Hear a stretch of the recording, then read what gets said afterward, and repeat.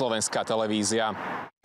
Slovenská pošta ruší v Košiciach 6 svojich pobočiek. Odvoláva sa na slabú vyťaženosť a neefektívnosť prevádzok. Proti likvidácii pobočky pri magistráte vznikla aj petícia.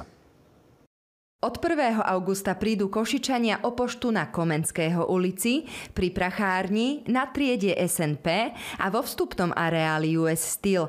Následne sa zatvoria dvere na ďalších 2 pobočkách. Miestni sa sťažujú, že im to skomplikuje život. Nielen mne, ale viacerým, hlavne starším ľuďom, lebo tamto je dosť ďaleko tá ďalšia pošta. Myslím si, že ten nápor potom na ostatné pobočky bude príliš veľký, keď zatvoria tých 6 pošt. Je to aj časovo stresujúce, chápete? Aj fakt, že je to veľmi, veľmi ťažké potom pre nás, obyvateľov. Proti zatvoreniu tejto pobočky pošty pri magistráte spísali miestni obyvatelia petíciu. Predseda petičného výboru tvrdí, že doposiaľ vyzbierali asi 400 podpisov. Služba by mala byť dostupná.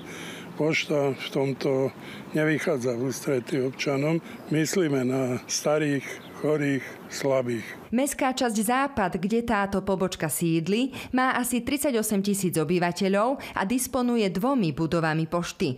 Od augusta tak zostanú odkázaní na jedinú pobočku. Pre našich obyvateľov to bude veľká újma. Máme mať ešte stretnutie začiatkom augusta s generálnym riaditeľom Slovenskej pošty a ja ho budem žiadať, aby táto pobočka pošty nebola zatváraná. Slovenská pošta pripomína, že prechádza transformáciou. Rozhodujúca je pre ňu výkonnosť či ekonomická udržateľnosť. Po ukončení prevádzky vybraných pôšt pristúpime k zlepšeniu služieb nástupníckych pôšt, a to zjednotením a predĺžením otváracích hodín, ako aj kapacitným posilnením priehradkových zamestnancov pre plynulú obsluhu klientov. V krajských mestách zatvára pošta celkom 26 pobočiek. Už začiatkom budúceho mesiaca sa zmena dotkne aj Bratislavčanov vo Volčom Hrdle či Prešovčanov na Sabinovskej ulici.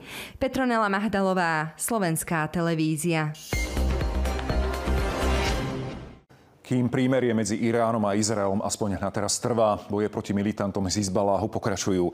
Podľa Libanončanov je pravidelne počuť streľbu, hoci židovský štát a ozbrojenci z Hizbaláhu uzavreli prímerie. Na juhu Libanonu nakrúcal štáb Slovenskej televízie. Toto je Húla, jedna z desiatok takmer kompletne zničených libanonských dedín na